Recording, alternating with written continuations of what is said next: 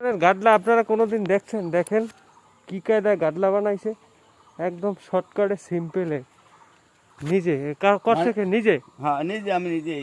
এটা কি এইটা এটা কি এটা ওই যে সাবান ধোয়ার জন্য মানে বক্স, আর এই পাশে এই যে বাথরুমের মানে কিছু ওই এটা এটা এটা ওই যে বালতি দিয়ে বানানো হয়েছে, ভিতরে কি এটা বালতি? বালতি মানে 200 বছর গ্যারান্টি, মানে ওটা কোন প্লাস্টিক নষ্ট হবে না, ঢালাই মধ্যে দিছি। আরে বাবা, নিচে কত ফিট লম্বা? নিচে আছে যাইয়া যাইয়া কত ফিট মাপা নাই, অনুমানিক 20 থেকে 25 হাত আছে।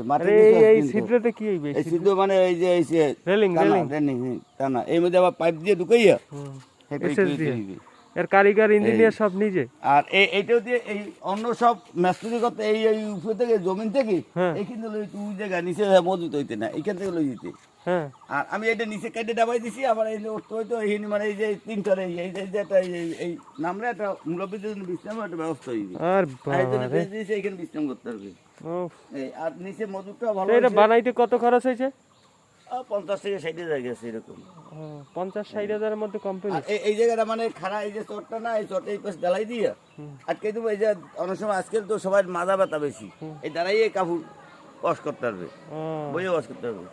আর এই পাশাপাশি এই পাশে বাথরুম করতে আসি। আমার এই জিনিসটা, আমার এই একদম শর্টকাটে বালতি বইরে দিয়ে দেন কিভাবে এটা ইয়ে বানাইছে, তাক তৈরি করছে। একটা প্লাস্টিকের বালতি ভিতরে ঢুকাই দিয়া সে একটা তাক তৈরি করছে।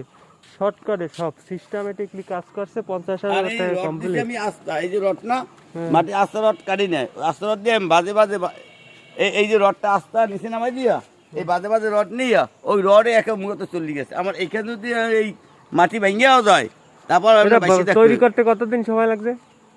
8 থেকে 9 দিন গেছে। ফাইন। সাথে ছোট বাচ্চা আছে ছোট্ট, ওই লগে একটু হেল্প করার জন্য। ঠিক আছে, ধন্যবাদ আপনাকে।